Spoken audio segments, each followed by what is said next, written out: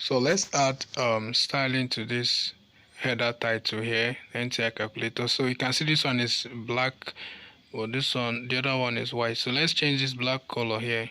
So we'll just add an inline CSS. We'll be making use of inline CSS here. So we'll just add our style, then style, color. So let's use color here. We're just making changes to the color, nothing else, just the color. So we just want to make use of inline CSS, only this part. So white is okay, yeah. So if you reload this page now, okay, so we now have this now. So I think this is perfect. So now let's check out this. Okay, so we are going to be writing the script now for these functionalities, the multiplication, the addition, and all these functionalities you are seeing here, the cancel.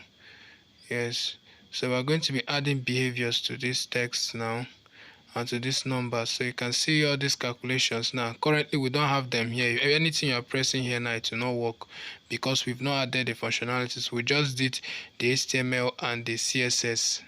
So now we are going to be making use of script.js to do this. But remember, you have to reference your script.js on your HTML. Yes.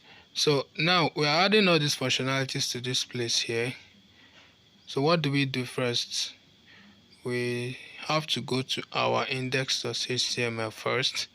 Then on our index.html, we are going to pick those parts that we want to style. Yes, specifically this operator. So we use document.add event listener. Then we load the DOM loader. We use the DOM content loader. Then we'll give it a function, more like, okay, just follow these steps. Yeah, just follow these steps, you get it right. So now inside here now we are going to be creating some constants. Yes, we're going to be creating some constants and some which we are going to be making use of. So on the constants, we have to pick those constants we want to assign from the index.html, and majorly it's just this, the display part, the operator, all these things you are seeing here now, all these functionalities. So those are the things we want to apply this functionality. So we'll first of all take the display, we add a constant. Yeah, we'll make this one a constant. So equals to, then we'll add a functionality to this, so which is documents dot get elements by ID. So we'll be getting that ID with this constant here called display. So we just call that name display that we have in our index.html. So now it's now fetching that content directly from, but let me be specific, it's now fetching that ID from the index.html, which is this display here. So the next one now, we are going to take the button, which is all these ones here now. Yes, all these buttons here. So we'll take this button and give it a constant. We assign a constant to it. Then documents dot get elements by ID in brackets button. So we're now fetching those whole buttons inside our JavaScript. So the next thing we're going to do now is we create a let function, or a let variable, not a function, let's just call it a variable. So we are just assigning this this current input. So this part is definitely going to be taking this input. Yes, anything that we input inside this box now. So we're going to leave it empty. We'll write a query, we'll write a function that will be taking that input, and also the operator. So we're giving a variable let in the operator. So we're making it empty. So the reason why we're making it empty is we don't know which one will be pressed. So whichever one is pressed, it will detect it and then insert it inside. So also we'll give the same variable let here. So we're going to create a function here, and we're going to call it update display function. So this part is going to be handling when we add a functionality, or when we click on something, or any number. So this part is the part that will be updating it. That is anything on that display part. So display dot value. This display dot value, it will be getting the current value that's imputed inside that box. So we've created that function. So whenever we're calling that function now, for example, you can see this cancel now, you can see this input now.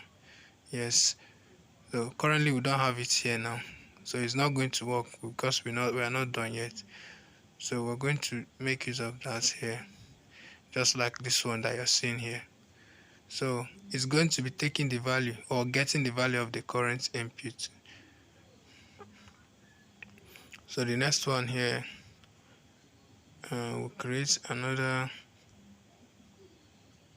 Okay, we are going to just call the button, and then we'll make use of for each. So for each of that button, on press of each of that button, just follow along and try to understand the processes here. So now we are saying now for each button, for each of those buttons, which is this one that is here now. Remember, we've already assigned a constant to it. So here we now have, we're trying to assign okay, button dot add event list. Now we're trying to add event list, which means when we click on it, this should happen. So the event listener will be on click of this specific button. Then yeah, this is just a function.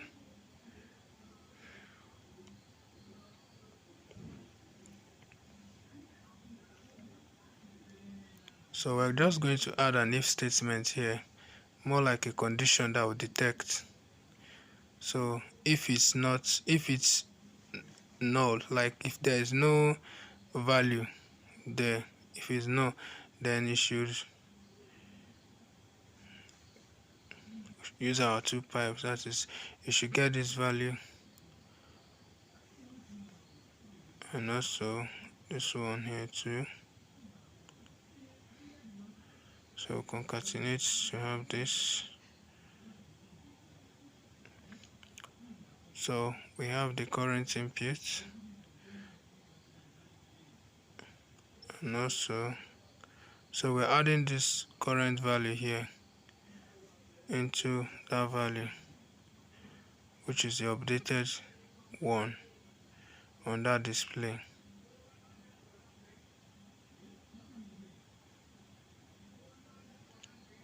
So this is what we are doing here now. Just look at this here.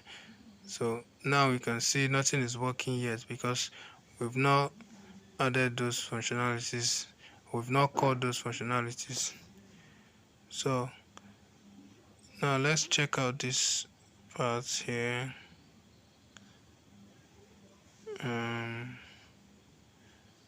Else, if is value, if there is a value there, and then the value has the same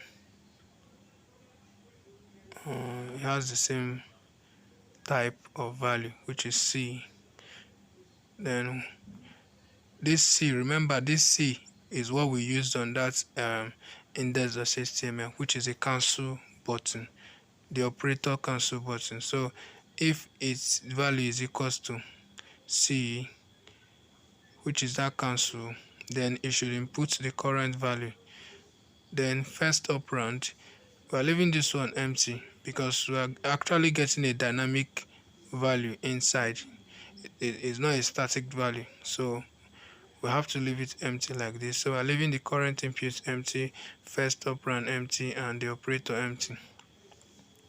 Then here we have the we are now calling that function update display. So when it gets the value of the current and the first operand and the operator, then it will now display it on the screen. So that is what this part is saying.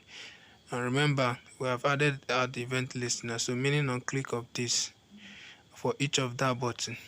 Okay, we made a mistake here. Let's just correct that mistake. Yes, you can see the mistakes we did here. That button there was an error there before.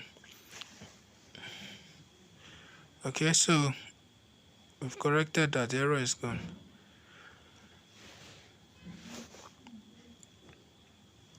Also, we should add another else if. So else if the value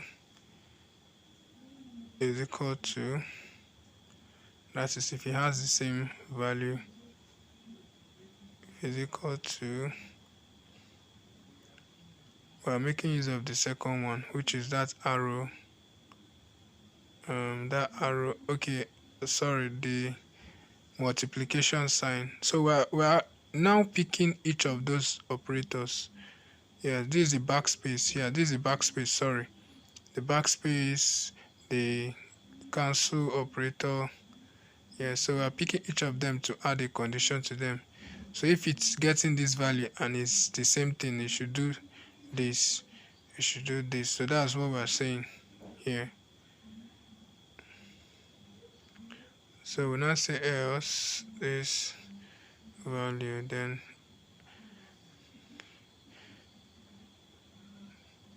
so it should cancel the current input value. So current input value equals to current input value dot current input dot slice. Yeah, we're making use of the slice method or slice function. So we should remove it. That's what this part is saying. So when we click on that arrow, backspace, this thing, you should cancel it. Or should cancel the input values by 0 and -1. So we'll pick the next one. Else if the value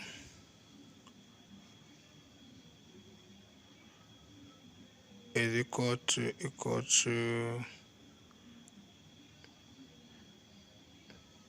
that's this equal to sign here for the final result, then you should get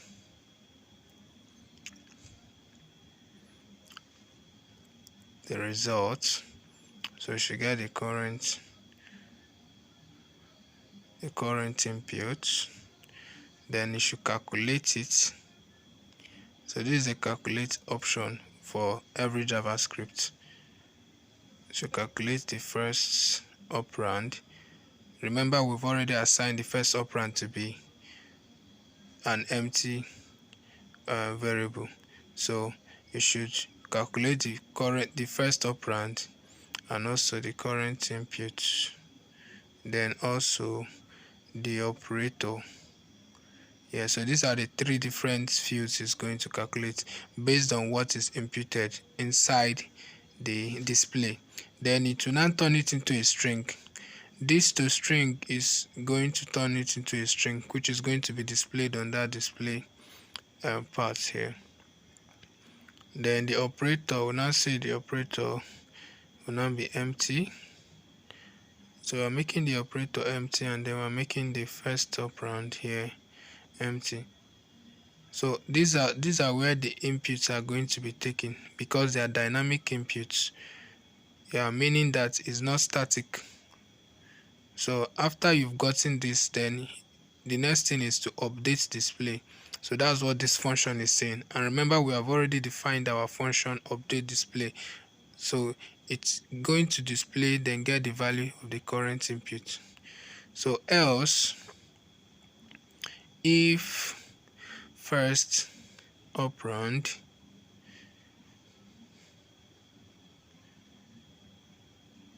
if it's the first operand, then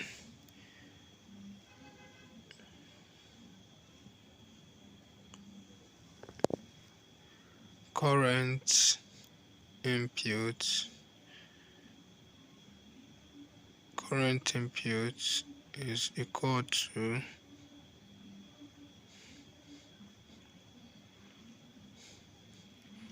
I think we are using the calculate function here, or calculate method. So now if it's just the first operand, then it should just get the current input and calculate the first operand, the current input, and also I think these are okay, and also the operator. So these are the different inputs that we have here. So you should just join them together, then turn them into a string and show it on the display here. So after this, now we'll make our operator to be an empty variable. Sorry, we are going to get the value here. Yes, we are actually getting the value here. We're getting the value of the operator, and also this first operand, we are going to actually leave it as an empty variable. Oh no, we are getting the current input, yes, here. We're not leaving this one empty. Else the operator will be equal to the value. So whichever value whichever thing we are clicking on, it should just get the value. Then also the first operand here equals to the current input.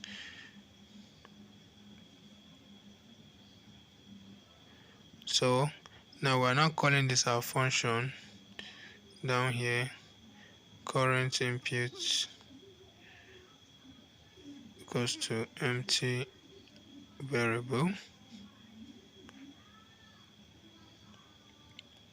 So down here we're adding a function that will do those addition of plus, multiplication, division, and the rest. So we're assigning some variables inside here, which is a, b, c. Okay, a, b, op, that's the operand. Yes, so we just say a equal to pass float. You can check what we use pass floats for. Yes, just check it on your Google.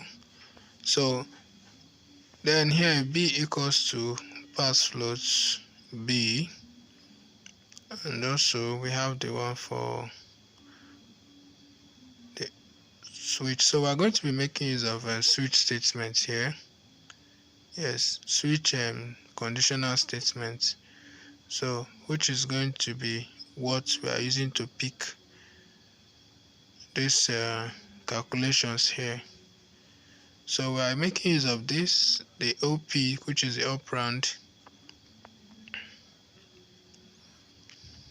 So the first condition we have here is already we have assigned the a and the b.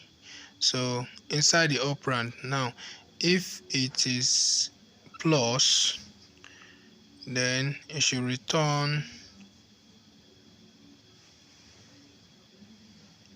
a plus b. Yes, then another case here, if it's, I think we have minus here. Yeah, if it's minus, then it should return